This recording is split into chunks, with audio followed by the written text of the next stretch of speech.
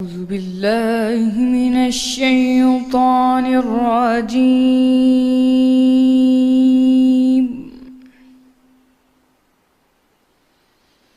بسم الله الرحمن الرحيم.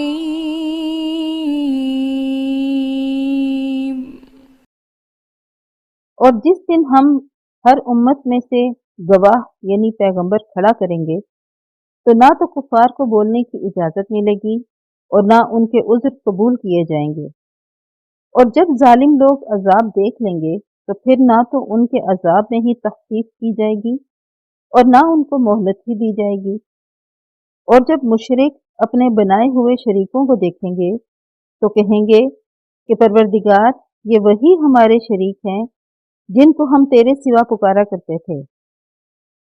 تو وہ ان کے کلام کو مسترد کر دیں گے اور ان سے کہیں گے کہ تم تو جھوٹے ہو، اور اس دن اللہ کے سامنے سرنگوں ہو جائیں گے، اور جو طوفان وہ باندھا کرتے تھے سب ان سے جاتا رہے گا۔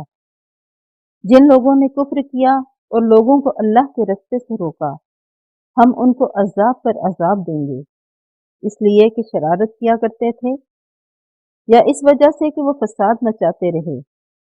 اور اس دن کو یاد کرو جس دن ہم ہر امت میں سے خود ان پر گواہ کھڑے کریں گے، اور اے پیغمبر تم کو ان لوگوں پر گواہ لائیں گے، اور ہم نے تم پر ایسی کتاب نازل کی ہے کہ اس میں ہر چیز کا بیان مفصل ہے، اور مسلمانوں کے لیے یا فرما برداروں کے لیے ہدایت اور رحمت اور بشارت ہے۔